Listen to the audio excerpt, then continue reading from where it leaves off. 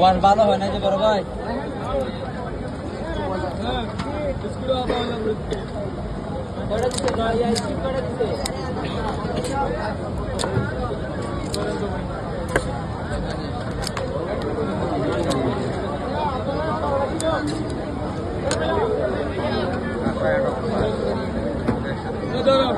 না লাইব না লাইব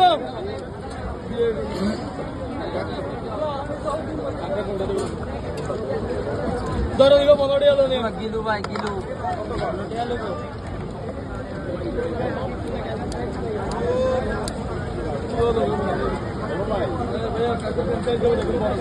এটা খাবে একটু পাশে আসেন বিলটা দিন। মালেন পিছনে ওই যে ভাই